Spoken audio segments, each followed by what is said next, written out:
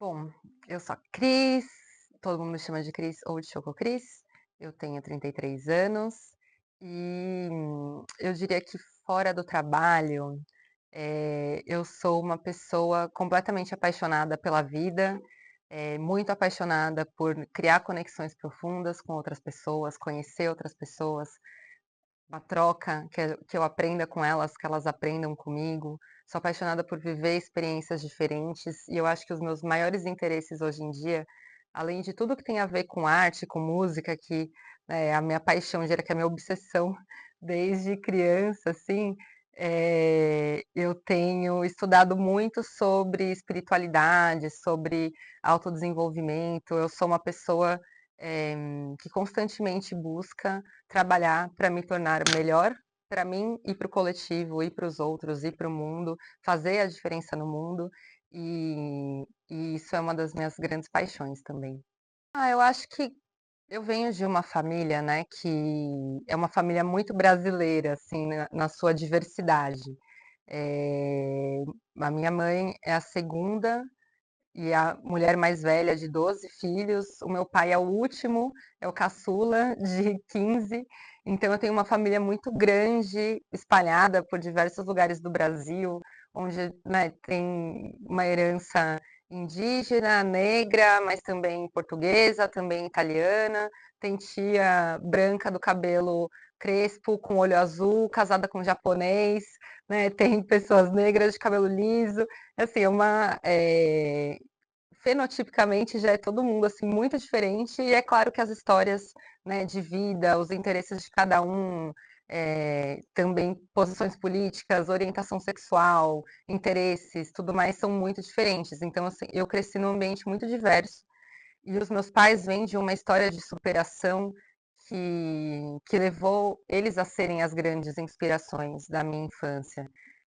Então acho que é um pouco clichê, né, quando você vem de uma família, assim, que tive esse privilégio, né, de ter uma família muito, esse núcleo familiar muito bem estruturado. Então minha mãe e meu pai estão juntos até hoje, né, uma vivência, assim, muito cheia de amor e de pais que fizeram tudo por mim, pelo meu irmão, mas eles sim tiveram histórias muito difíceis, né. Então, pô, minha mãe não tinha o que comer, não tinha chinelo, não tinha nada, assim, de estrutura, tendo que cuidar da casa, cuidar dos irmãos, trabalhando, né, limpando casa de outras famílias desde criança. Desde os 5 anos de idade minha mãe trabalhava.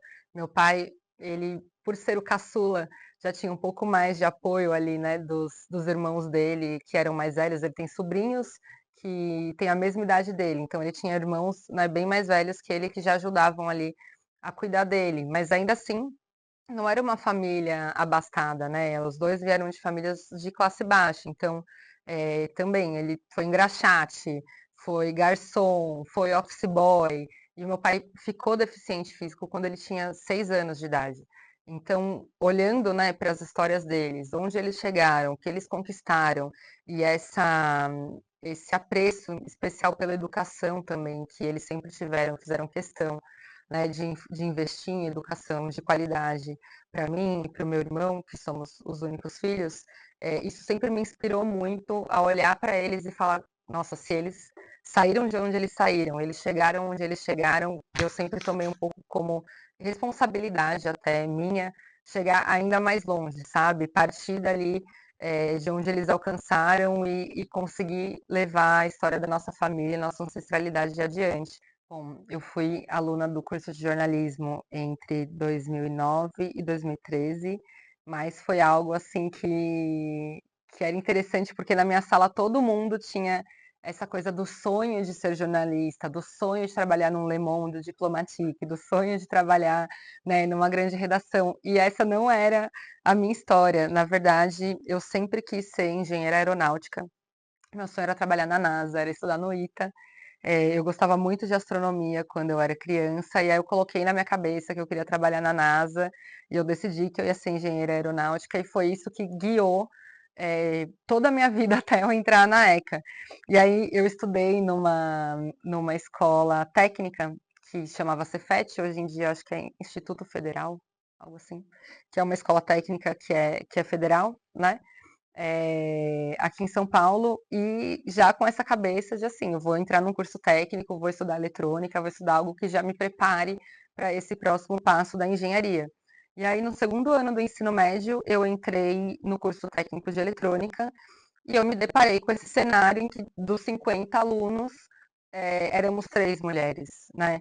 E eu ainda era uma menina, tinha 15 anos, e os machismos vividos ali, né, essas microagressões vividas ali naquele ambiente, foram acabaram me tirando dessa trajetória. Então, de todos os professores que eu tive durante 2 anos de curso, tinha uma professora mulher. As piadas machistas eram frequentes, do tipo, ah, meninas, eu vou ensinar essa matéria agora, eu vou explicar, mas depois vocês explicam para as meninas porque elas não vão entender. Então, assim, essas agressões partiam de professores, partiam de alunos, então, né, sempre de piada. E aí, em algum momento, eu comecei a ter dificuldade com a matéria. Eu sempre fui muito estudiosa, muito aplicada, muito dedicada, até um perfeccionismo que não é saudável, que a gente vai entender, né, mais tarde na vida, justamente por causa daqueles exemplos que eu tinha perto de mim, que eu sempre quis, né, dar orgulho e tudo mais. Então, eu sempre fui muito dedicada, assim, fui muito estudiosa. E aí, mas em algum momento, sei lá, derivada, e matérias de exatas, né, gente, hoje em dia realmente não é o meu forte, já foi, mas hoje em dia não é. E eu comecei a ter dificuldade com a matéria e não estava indo bem. E aí um dia um professor, que era o mais machista e insuportável de todos, me abraçou, olhou no fundo dos meus olhos e falou assim: por que que você não desiste? E aí eu engoli, né, o choro, assim, e pensei, cara, eu não vou desistir, porque eu também não vou dar o braço a torcer para eles, mas eu já, né, estava tendo dificuldade, já não estava mais tão feliz com o curso, já estava tendo dúvida se aquele era o meu caminho mesmo, porque imagina, se eu estava tendo dificuldade no ensino técnico, imagina na universidade. E, e por outro lado, eu tinha um professor que era incrível, que era meu professor de violão. Como eu falei, eu sou muito apaixonada por música, eu estudava violão nessa época.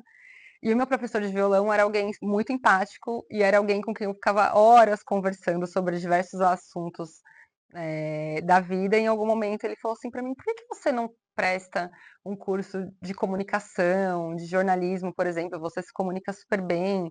E estudiosa que eu era, eu sempre fui muito bem também em matérias, língua portuguesa, redação, sempre gostei muito de escrever. Eu comecei a pensar, pô, é verdade, eu acho que sim. Eu gosto mesmo de me comunicar, sou boa fazendo isso, eu vejo um caminho aqui. E aí foi quando eu optei pelo curso de jornalismo, para tristeza do meu pai na época, né? Porque ele queria ter uma filha engenheira, eu estava muito bem acostumado já com a ideia de ter uma filha engenheira. Quando eu falei que ia ser jornalista, ah, você não vai ganhar dinheiro, você vai ser pobre. Mas foi isso, eu falei, não, é o jornalismo, e enfim, tinha essa cabeça diferente dos amigos que, né, tinham esse sonho do jornalismo, desde sempre, mas a comunicação de fato é algo muito forte em mim até hoje, que acabou com a minha carreira, com o tempo, se tornando multidisciplinar, inclusive passando, né, não só no jornalismo, mas em outras áreas da comunicação também. Então, desde que eu estudei a Revolução Francesa, eu fiquei enlouquecida e decidi que eu queria fazer intercâmbio na França. E eu só conquistei esse sonho por causa da USP, definitivamente. Então, eu entrei na USP e comecei a fazer aula de francês, no curso de idiomas da FEA, né, que tinha um valor popular, e curso de francês é extremamente caro, provavelmente é muito caro até hoje. Então, se não fosse por isso, eu não teria conseguido estudar, e era um pré-requisito para fazer intercâmbio na França, era falar francês. E além dos programas, né, que existiam aqui na USP de convênio com as universidades no exterior, a bolsa de estudos eu também fui porque tinha uma bolsa de estudos, senão não teria tido a oportunidade de estudar fora.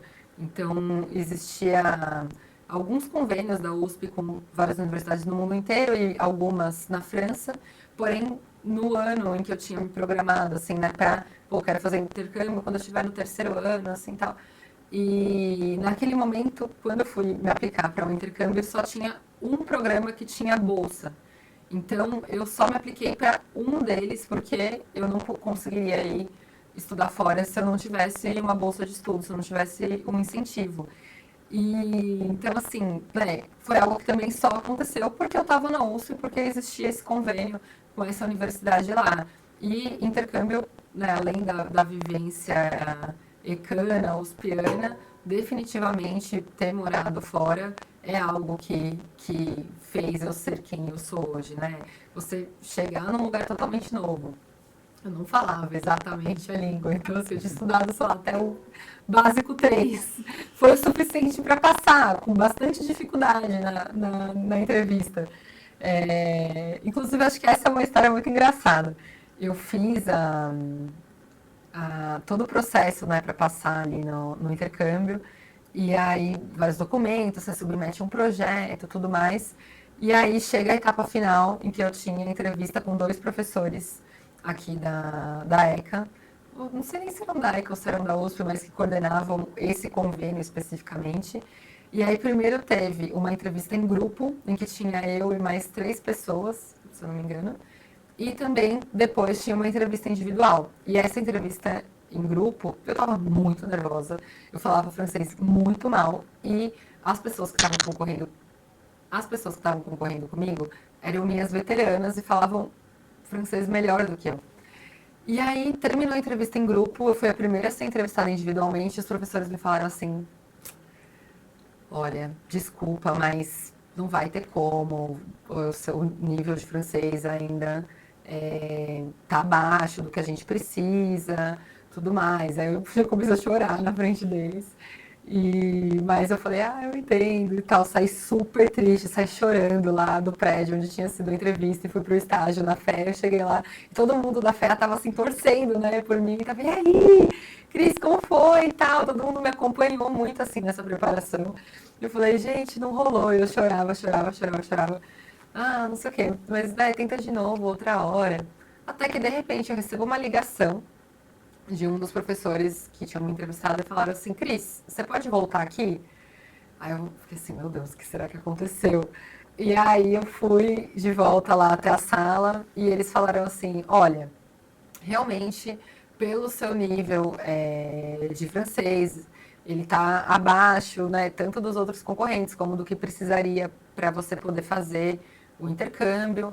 Porém, a gente leu o seu projeto e realmente o seu projeto é melhor do que os outros, então a gente voltou atrás e uma das vagas é sua.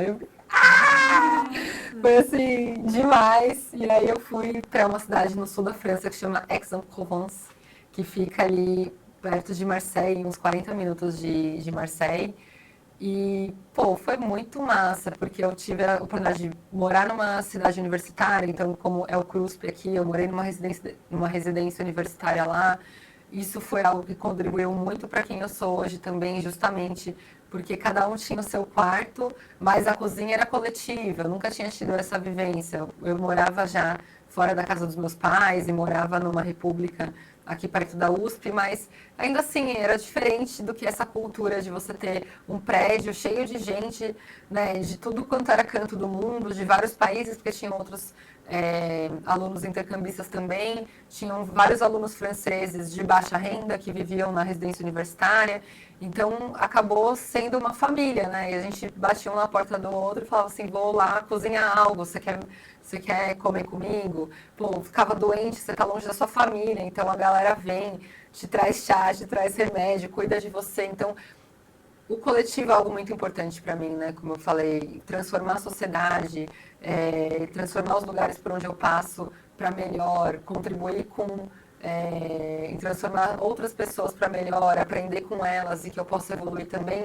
é algo é, que eu levo muito a sério. E eu acredito que essas vivências, tanto aqui na USP como ali nesse momento, numa residência universitária, fazendo coisas, colaborando com outras pessoas, né, com certeza me marcaram bastante. E depois, esse intercâmbio, com certeza também ajudou a impulsionar a minha carreira, né? Então, dali eu me apliquei para o estágio na Capricho. Eu ia voltar para o Brasil, estava acabando os meus 6 meses de intercâmbio. A minha bolsa era só de 6 meses, infelizmente, então até gostaria de ter ficado mais tempo, mas tive que voltar. E, e eu consegui esse estágio pelo grupo de e-mails do CJE. Então alguém mandou lá, gente, tem uma vaga aberta na Capricho e tudo mais. Todo mundo compartilhava vagas, quem já estava, né, estagiando, estava na Abril, estava não sei aonde, ficava mandando as vagas ali. Acho que todas as vagas que eu consegui de estágio, muito provavelmente vieram do grupo de e-mails do CJE. E aí eu me apliquei lá da França, fiz a entrevista por videoconferência, o que não era comum na época, eu estou falando de 2011. Sim, até hoje a diretora de redação, que é a Tati Esquibola, que é bem famosa aí no mundo do jornalismo, ela fala assim, você foi a primeira pessoa que eu entrevistei por vídeo, e aí eu passei. Então, assim, foi animal, porque eu tinha essa preocupação também grande de que, tá bom, eu vou fazer intercâmbio, eu vou deixar o meu estágio e quando eu voltar, né, como eu vou ganhar dinheiro, eu preciso trabalhar. Então eu tinha muito essa preocupação de me recolocar assim que eu terminasse o intercâmbio.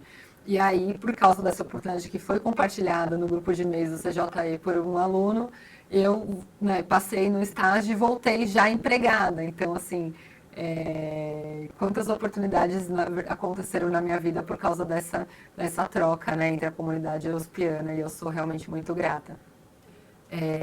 Sinceramente, eu nunca planejei trabalhar em RH. Pelo contrário, eu quase, tipo assim, fugi daquela oportunidade, porque a ideia que eu tinha de RH era assim, totalmente quadrado, eu achava careta, eu trabalhava na Capricho, então eu me achava muito descolada.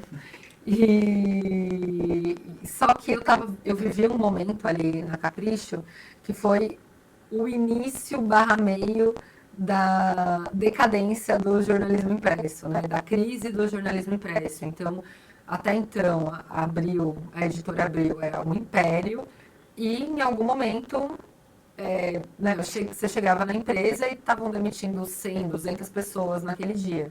Só que como eu era estagiária, eu não corria o risco de ser demitida. Porém, a cada vez que alguém era demitido, sobrava mais trabalho para mim. Então, assim, eu estava no último ano de universidade, eu não estava conseguindo me focar nos meus estudos, pelo contrário, eu estava indo bem mal nos estudos, porque eu trabalhava muito, e eu estava muito infeliz com isso, por mais que eu gostasse muito de trabalhar na Capricho, é, eu tava assim, meu, eu tô trabalhando demais, não aguento mais, eu sou estagiária, não deveria. Cada pessoa que sai, eu assumo as responsabilidades da pessoa, ganhando menos do que todo mundo ali, apesar de que o salário de estagiário na Abril era também bastante decente. Mas nisso uma colega, que era ecana, inclusive, que estagiava comigo na Capricho, era uma veterana minha, a Aninha falou assim pra mim, Cris, eu vi que o Google tá com inscrições abertas para o programa de estágio, eu acho a sua cara, por que você não tenta? E aí eu falei assim, ai, Aninha, obrigada, mas assim, né, eu nunca vou passar, óbvio que eu nunca vou passar.